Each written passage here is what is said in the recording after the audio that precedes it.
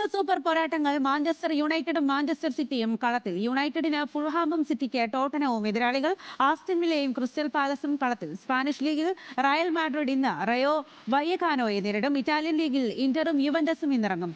German ലീഗിൽ ഡോർട്ട്മുണ്ടിനും മത്സരം. സന്തോഷ് ട്രോഫിയിലെ അവസാന ഗ്രൂപ്പ് മത്സരത്തിൽ കേരളത്തിന് തോൽവി. സർവീസസിനോടെതിരില്ലാത്ത ഒരു ഗോളിനാണ് കേരളം തോറ്റത്. ജയത്തോടെ സർവീസസ് ക്വാർട്ടറിലെത്തി.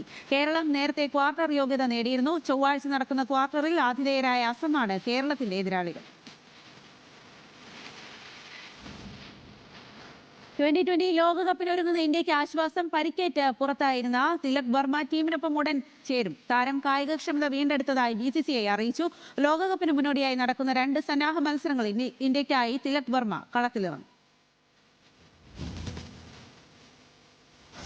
ന്യൂസിലൻഡിനെതിരായ 2020 പരമ്പരയിലെ മോശം പ്രകടനത്തിന് പിന്നാലെ സഞ്ജു സാംസണെ വിമർശിച്ച് മുൻ ഇന്ത്യൻ താരവും ചീഫ് സെലക്ടറുമായിരുന്ന K. ശ്രീകാന്ത്. മറ്റൊരു താരത്തിനും ലഭിക്കാത്തത്ര അവസരങ്ങൾ സഞ്ജുവിന് ലഭിച്ചു കഴിഞ്ഞു. 10 ഇന്നിംഗ്സുകളിൽ അവസരം ലഭിച്ചിട്ടും അത് മുതലാക്കാൻ താരത്തിന് ആയില്ലെന്നും ശ്രീകാന്ത് കുറ്റപ്പെടുത്തി. കഴിഞ്ഞ വർഷം ആർച്ചറുടെ മുന്നിൽ പതറിയത് മുതൽ താരത്തിന്റെ ഫോം ചോദ്യചിഹ്നമായി നിലനിൽക്കുകയാണെന്നും ശ്രീകാന്ത് കൂട്ടിച്ചേർത്തു. നിലവിൽ ഇഷാനുമായി സഞ്ജുവിനെ താരതമ്യം ചെയ്യുന്നതിൽ അർത്ഥമില്ലെന്നും ശ്രീകാന്ത് വ്യക്തമാക്കി.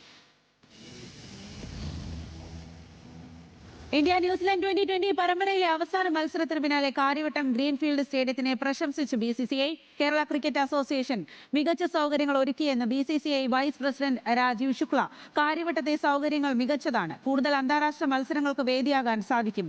സഞ്ജു മികച്ച താരമാണെന്നും ന്യൂസിലൻഡിനെതിരെ നിർഭാഗ്യവശാൽ മികച്ച പ്രകടനം നടത്താൻ കഴിഞ്ഞില്ലെന്നും രാജീവ് ശുക്ല.